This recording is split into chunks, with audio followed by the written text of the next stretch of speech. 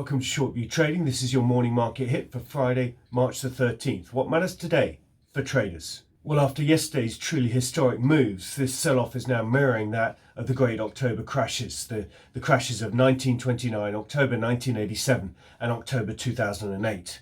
From its closing peak in late February, the S&P 500 is now down a short 27% as of last night's close. In many ways, this is close to the sort of selling we saw in October 08, depending on how you define the highs-lows, as well as the selling we saw in October 1929 in the initial major first wave of that crash, and also very similar to that of October 1987. In the chart in front of you now, you'll see this crash mirrored and mapped against those three great crashes of the past 100 years.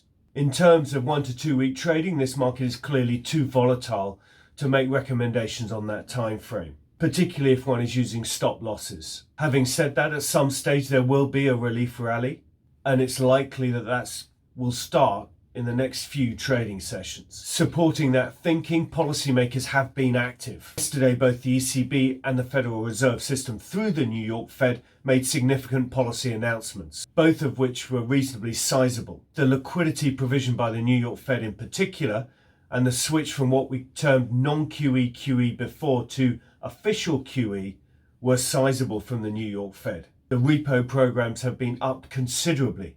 Over coming weeks, there'll be a number of $1 trillion on offer in terms of liquidity from the New York Fed. And in respect to the ECB, while it was unfortunate Lagarde's comments about spreads, the package they offered was targeted and impressive. Watch closely for more from policymakers. They are clearly moving rapidly. Having said that, there's clearly a lot of stress in financial markets. You can see that in the LIBOR OIS spreads chart that we're showing you now, which widened out again yesterday. These are now at one of their widest levels of the last 10 years, albeit nothing like what we saw in October 2008. Liquidity elsewhere has proven challenging as bid-ask spreads have widened in various asset classes, including US Treasuries.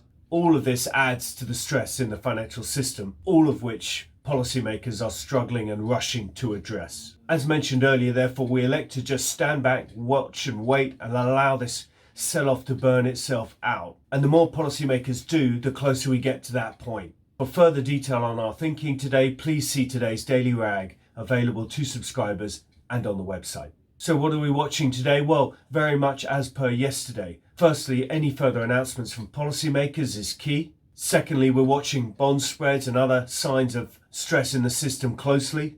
And thirdly, of course, we're watching for any key macro data, albeit its importance is somewhat diminished at this point. Today, we have Michigan sentiment out of the States. That was your morning market hit for Friday the 13th of March. Please do subscribe on YouTube, LinkedIn, Twitter and or Facebook. Thank you for listening.